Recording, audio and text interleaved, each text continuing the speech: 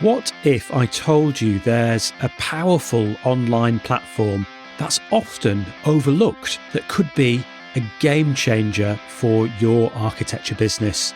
Join us as Faye Strange reveals how you can use Pinterest to reach ideal clients earlier than ever before on this episode of Architecture Business Club, the weekly podcast for solo and small firm architecture practice owners just like you who want to build a profitable, future-proof architecture business that fits around their life. I'm the host, John Clayton, and if you want a business in architecture that gives you more freedom, flexibility and fulfillment, then go to architecturebusinessclub.com/blueprint and download the Architecture Business Blueprint. It's the step-by-step formula to freedom for architects, architectural technologists and architectural designers, and it's absolutely free as a gift from me. Now let's discuss Pinterest.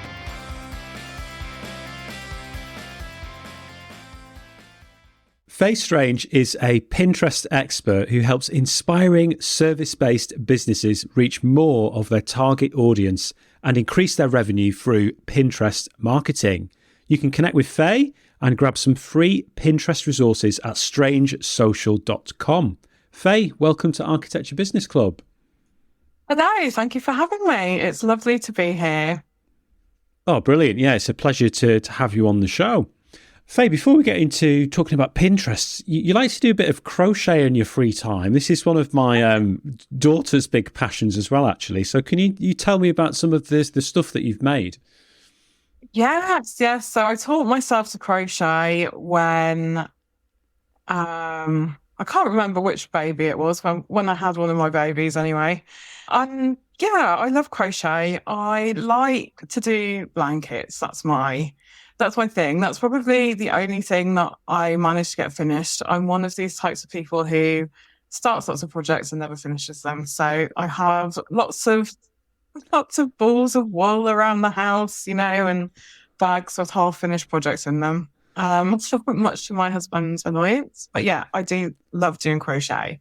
And I like making, when the kids are smaller, I used to make them like teddies and things like that as well. So yeah, I really like to do it in front of the telly when I'm just chilling out.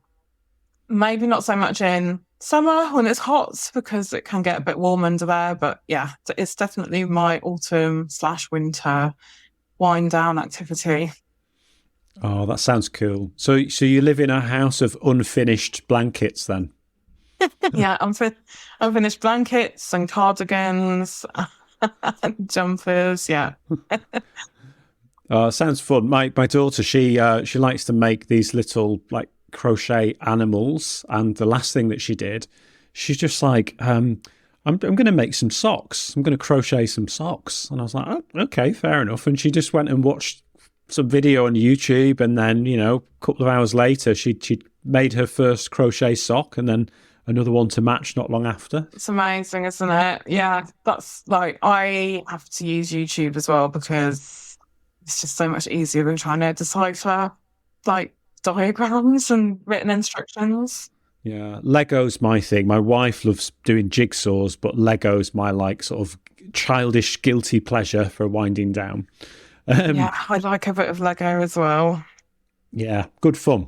So, Faye, we're going to talk about Pinterest, so we can understand how the platform works and how it can be used to reach more customers. And I know that not everybody listening is going to be familiar with it, or they might have heard of it, but perhaps haven't used it. So could you tell us what is Pinterest?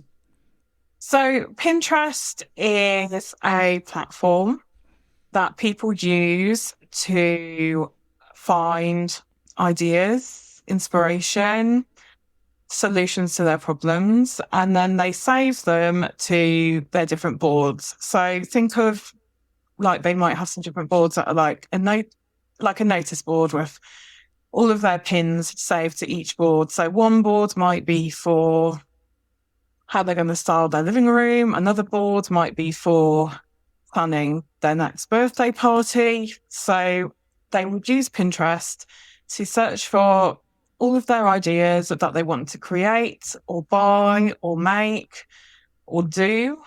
And then they'd save them to their boards, and then they would either come back to their boards later to start implementing, or they might click through to visit your website as they're going along, because quite often, you know, when we're in this discovery phase, we're just exploring, aren't we? So Pinterest it's not a social media platform. I really need to make that clear from the start. It's not like Instagram or Facebook or anything like that. It's a very unique platform that's individual to each person, and everybody like uses it, you know, for themselves to make their lives better. So in answer to your question, it's a search engine. It's a visual search engine that people use to save ideas and inspiration. Visual search engine. I like that. And the way that you described it, it's very much like a sort of literally like a sort of virtual pin board, isn't it? Those boards that you mentioned where you can pin those ideas. Interesting. And you touched upon there that it's not social media. So I think probably the next question I have is, you know, what are some of the common myths about Pinterest, some of the common myths and misconceptions? You've already mentioned one of them there, that it isn't social media. So could you expand on that a little bit more, and then share if there's any other kind of common misconceptions about the platform? Yeah, so Pinterest, it really flies under people's radar. Not a lot of people really understand it, especially not how to use it in their marketing. And people do assume it is just another social platform, but it isn't. It's a search engine. Whatever you post on Instagram or Facebook, you can't expect the same content to do well on Pinterest. You need a completely different strategy for it. So understanding that is the first step to, you know, doing well on Pinterest. Other myths about Pinterest include that it's only good for finding recipe ideas or, you know, outfits. I mean, yeah, it's awesome for those things, but it's also really good for lots of other stuff. There's basically an audience for anything on Pinterest, because people just like Pinterest users. They really love the app, and it's something that's just part of their everyday life. They'll go and look for it on Pinterest and pin it to one of their boards. You know, if something's going on in their life, they'll head to Pinterest to find whatever they need. I'm trying to think. Other misconceptions about Pinterest is that, like, it's not relevant anymore, which is really far from the truth. I mean, and this is where it flies under the radar a little bit, because people just assume nobody's using it, or they only used it like 10 years ago, or people are only using it like once to plan their wedding, like that kind of thing. But actually, that's completely wrong. As I mentioned earlier, when Pinterest users, they use it every day for every single part of their life. That's really interesting. As you say, it's something that probably goes under the radar when there's these other platforms that are coming out, perhaps things like kind of TikTok, short form video, things like that, the fads that kind of people are going through. But Pinterest has kind of been around for a long time now, and it's got no sign of going away. It's been there. And as you say, perhaps under the radar for many people, but there's a lot of people that do use it every single day. So could we dig into that a little bit more about how people use Pinterest? So how the users use Pinterest, and also how business owners are currently using Pinterest. Yeah. So the really important thing that you need to think about when you're starting to market your business on Pinterest is that when people are using Pinterest, they're just thinking of themselves, okay? They're not using it to find out what their friends are doing, or, you know, keep up to date with the latest influencer. They're using it really personally to find and make their own lives better. So when you're creating your content for Pinterest, you really want to be speaking at the same level that they're thinking. And Pinterest is like, it's the very top of your funnel. Okay. So they're so open to new ideas and finding like they might be starting to think about changes for their home, perhaps, and they don't know what they want. They don't know what they need. They don't know like the right words. So they're going to start with very basic terminology, and that is what you need to understand when you're creating your materials. So you're creating pins that speak to them individually, that are using the words that they are using in Pinterest. And that's going to, solve their problems and take them straight to what they need. So when you're creating your pins, there's something that we call SEO, which is search engine optimization. You've probably heard of it for your website, but that's a thing on Pinterest as well. It's very, as I mentioned, it's a search engine. So it's very search engine orientated. And you'll hear, well, I'm not sure how much I'm going to talk about it in this episode, but you'll hear me talk a lot about keywords and SEO, and it essentially all means the same thing. And that is just the words that people are using to find what they need to on Pinterest. And as long as you are doing your research and finding those words, you can include those in your pins and in your content. And then when your pins get indexed, they will be more likely to be shown to that person. That makes sense. That makes sense. Yes. Yeah. There's a few interesting points there that, just to kind of recap on the thing about the search engine optimization and the words that people use, that giving consideration to the language and words that your potential customer is using. I think in the world of architecture, architects and architecture practice owners have a tendency to use overly technical language and sort of architect speak. So there'd need to be some reflection upon what type of language that their customers are using in order to use the right keywords in those pins, the content that they put on Pinterest. The other thing that was interesting you mentioned, and also a little bit earlier in the conversation, was about when people are in this discovery phase and it's kind of like the top of your funnel. And that, I think, in architecture, that discovery phase is a really long period of time, because you think about the time that you might be thinking about doing a renovation on your home, or extending or building a new home, that sort of thing. You could be thinking about it for years before you actually decide to employ an architect or an architectural practice. So it sounds like Pinterest is potentially a huge opportunity for people in the industry if they know how to use the platform. Yeah, absolutely. And, it's so true. Like, Pinterest can be a bit of a slow burn as well. So when you're saying it can take years for someone to make that decision, your pins can take a little while to get going in the algorithm.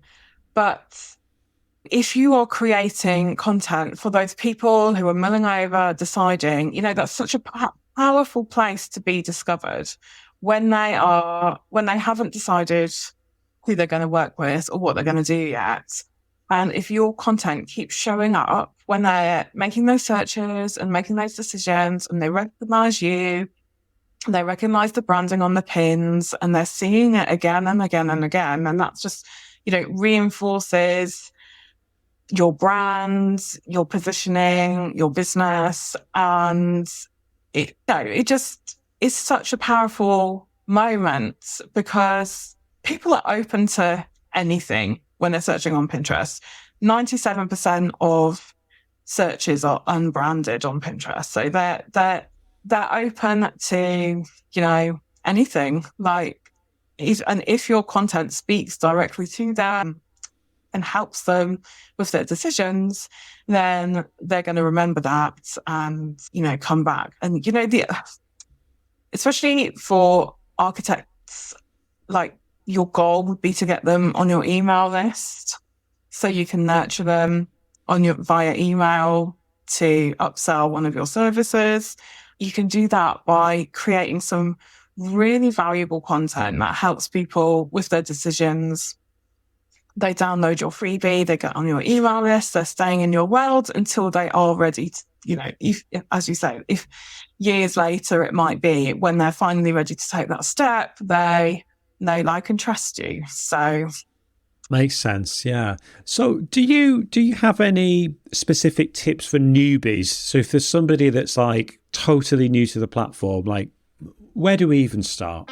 Remember, don't forget to download the Architecture Business Blueprint, the step-by-step formula to freedom for architects, architectural technologists and architectural designers. You can grab the blueprint without any charge at architecturebusinessclub.com/blueprint. And if you're enjoying this episode, then please leave a 5-star review or rating wherever you listen to podcasts. Now back to the show. So, very first thing that you need to do is to set up your business account.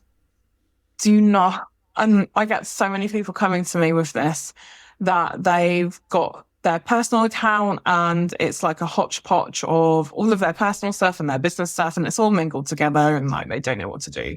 You need to set up your business account separately from your personal account, and you only want to pin your personal stuff to your personal and your business stuff to your business. You need to make those very clear distinctions between the two. So set that up. Then you want to start by researching your keywords. So you would do this in the Pinterest search bar. It's so easy. Type in, like, I'm remembering what your customers are going to be searching for as they're beginning their journey, typing in those words into the Pinterest search bar, and then literally there's a drop-down menu with other words associated that people are searching for. So you just make a note of those. I'd have them in the spreadsheet somewhere so you can just come back and refer to them as you're creating your content. So I would spend like maybe an hour doing a bit of keyword research at the start, save it in the spreadsheet, and then you could just keep checking back on that. And you probably find that it actually opens up some like great opportunities for your content. It might give you some ideas that you've never even thought of before, or give you some ideas for a different angle that you can take, because maybe your messaging isn't really resonating with somebody. And this goes for all platforms really, because the insights that you can get from Pinterest are amazing. When you look in your analytics, and when you look in your analytics, you can actually see, what the interests of your followers are, like what other content they're interacting with, and you can use that to help you create your pins. But I am getting a bit ahead of the beginner stuff here. So set up your business Pinterest account, research your keywords, and you also need to claim your website. You do that in your settings. It is really important that you have a website. I'm assuming most of the people listening to this will, but having that website just adds an extra layer of trust, because you're claiming that website as your own, and Pinterest knows that whenever you create links that are linked to your claimed domain, that they're trustworthy and they belong to you. And then if anybody reshares any of your pins, you can see all of those analytics in your main analytic area as well. So those are like the 3 really important things that you need to do. And then you can get onto the fun stuff like designing your pins. Oh yeah, the fun bit. I was going to ask actually, in terms of like the actual content that you can share on there, is it generally like, would you, for example, let's say you were sharing a photo or a graphic, something like that, would you like upload that directly to Pinterest, or would you be linking to like a photo that you've already posted somewhere else, like for instance that's on your website, or could it be either? Right. So as a business, you want to be strategic with your pins. So you want that pin to link somewhere that is going to help the person clicking on it. You don't want to send them to anything that is irrelevant or unexpected. You want that. So let's say it's an image of, what would it be an image of? It could be an image of a beautiful kitchen diner extension, something like that, or a new home that's been built, a before and after photo, something like that. Okay, let's say it's a before and after photo. Ideally, you would want that to go to a blog or an article that really like walks them through step by step everything that went into that transformation. And then at the end, you'd have, the call to action. It could just be a simple call to action to sign up to your email list, or it could be something like get the step-by-step checklist to help, or questions to ask your architects, some kind of thing that they're going to get of value so that they join your email list and then build that relationship with them. So always try to add something of value in that link, but make sure it is relevant. In terms of the image itself, you can upload the image on its own. You can get into Canva and do some different designs or some different headings. You don't just have to print it like one time. You can create lots of different images that all go back to the same link, that are all of the same like starter image, but they have different words and different layouts, and they look different because different pin designs are going to attract different people as well. So there's no like strict rules that you have to really adhere to. But when you are, there are a couple of rules you have to adhere to, but when you are creating your pins, just try and be as creative as you can. Okay, that's interesting. So let's say, for example, that you've kind of talked through one particular way that an architect could use the platform there. You mentioned that if the goal is to connect with new prospects, potential new customers that are in the discovery phase of considering doing some kind of project, and maybe this is a year or two ahead of when they're actually going to employ somebody, but we want to capture their attention really early, that the best way for them to do that is to ultimately get them on an email list so that they can send them a newsletter each month or each week to kind of nurture that relationship to the point when they're in that readiness period when they're actually ready to buy. But in order to get them onto the list, they could use Pinterest. They could use some attractive, eye-catching images. Maybe it could be some photos from a project they've been working on, or it could link to their website, providing something of additional value. So whether that was a case study or a resource, something to get them to sign up and exchange an email address for.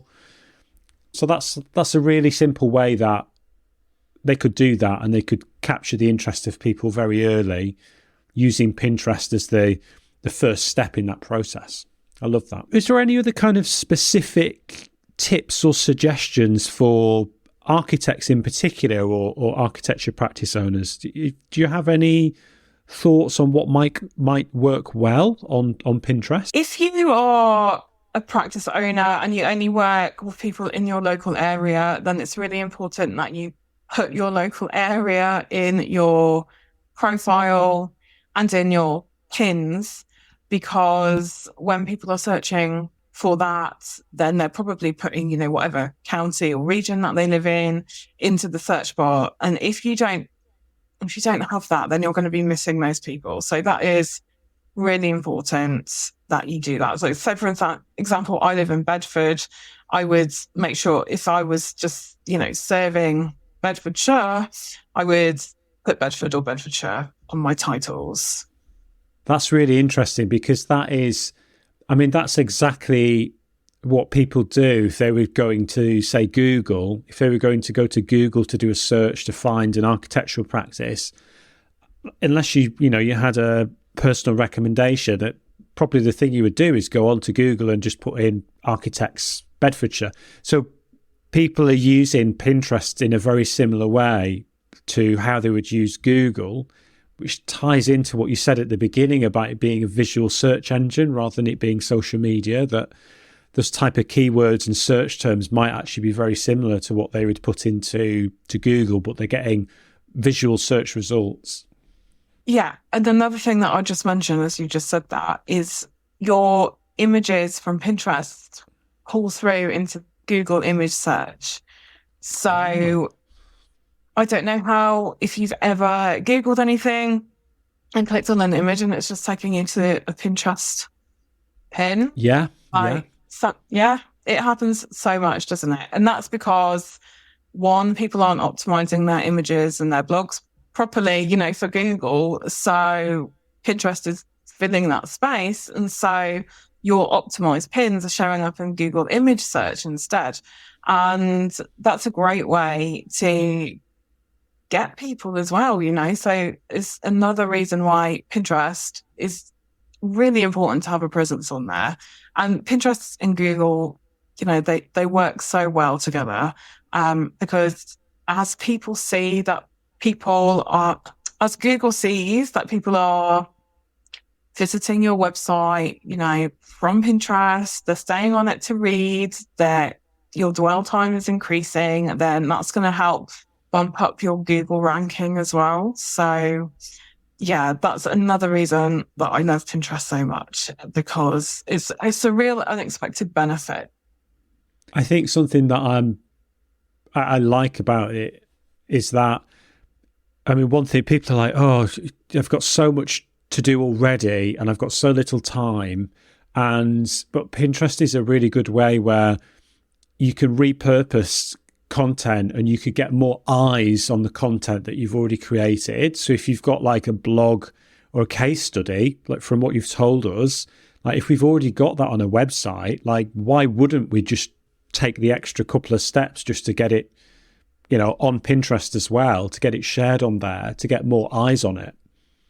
Exactly. And I don't think I've mentioned this yet, but one of the things that is amazing about Pinterest is that your pins will live and get found for, forever until you delete them. Like you could pin one now and it will still be getting traffic in like 2 years' time. It's not like Instagram where it will just fall off a cliff after, a couple of days. Your pins are actually going to increase in views over time. And that just makes it totally worth it. A little bit of effort now to get them on Pinterest, and you're going to reap the rewards in years to come. And there's no better feeling than when you start getting those notifications about people pinning, saving, signing up to your email list from a pin that you created like 2 years ago. Oh, that's absolutely incredible, because the life of a social media post on some of the other the social platforms like TikTok and Instagram, it's like, it's got a lifespan of like a couple of hours and that's it. And then it sort of drops off a cliff. So with Pinterest, we could literally have traffic coming to our website from a pin that we posted like 2-3 years ago. Yeah. 100%. Yeah. I pinned something in November and I'm only just starting to see like a bit of a surge in this pin now, however many months ago that was. Yeah. It's really rewarding. And you can take it one step further as well by creating seasonal content. So if you've got content, for people who are planning, an extension that's for the summer, I don't know, like a conservatory or a garden room or something, you can do that. And then you can have like winter-based content. And then that's going to keep pulling, because Pinterest is very seasonal as well. Like people are always searching for, summer stuff and autumn stuff. That's just part of how the platform works. So to add an extra layer of visibility, if you have content that ties in with the seasons, then you're going to continuously pull in more people to your website all year round. Oh, that's awesome. Faye, this has been brilliant. I've really loved to learn more about Pinterest today. What would be the main thing that you'd like everyone to take away from the conversation today? I guess the main thing that I'd like everyone to take away is that Pinterest can be a real powerhouse, and it's like the underdog of, and I know I say it's not a social platform, but it just gets grouped into that, doesn't it? It's the one platform that is always on the bottom of somebody's to-do list. And, I'd love it if people could just bump it up to the top. If you could just spend a bit of time setting up your business accounts, creating an optimized profile with some optimized boards and pins. And then, you can leave it. You don't have to, obviously it's better if you are, but you don't have to consistently be pinning stuff and you don't need to be engaging with anybody. You just need to spend a bit of effort doing the work, and then that is going to sit there and perform for you if you need to go off and take a break and do something else. So I would really encourage people to bring it up from the bottom of your to-do list up to maybe the top 3. Sounds brilliant.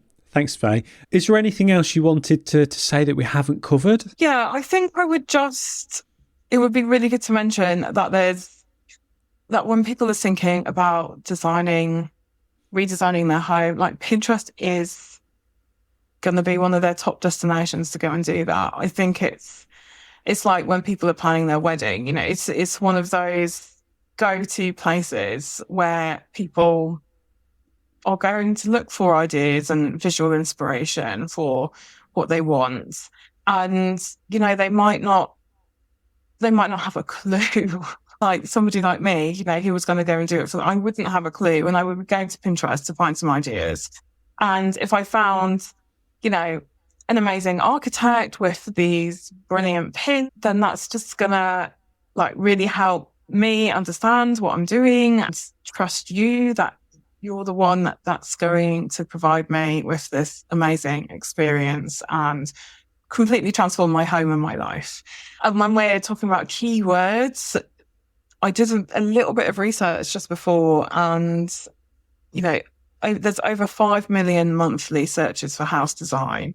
There's over 5 million monthly searches for architect. And that just goes to show how much people use the tool for those types of searches. So I really think that it's a great opportunity for any architect to get visible with Pinterest. So if there's any architects or architecture practice owners that are listening to this episode who in particular that are working with home owners doing home renovations, home extensions, those types of projects, rather than commercial clients building skyscrapers, I'm not sure that's the place that they would go, but anybody that's doing any works to their home, if you don't have some presence on Pinterest, then you're missing a huge opportunity. So they need to go and they need to bump it up the to-do list, as you mentioned, Faye. Yeah. Cool. Well, that feels like a good place to kind of leave the Pinterest conversation. What's one other question I wanted to ask? I love to travel and discover new places. I think architecture's about place as well. So could you share one of your favourite places and what you love about it, near or far? Oh gosh, this is such a hard question. So I love travel too, and I spent a year traveling around the world.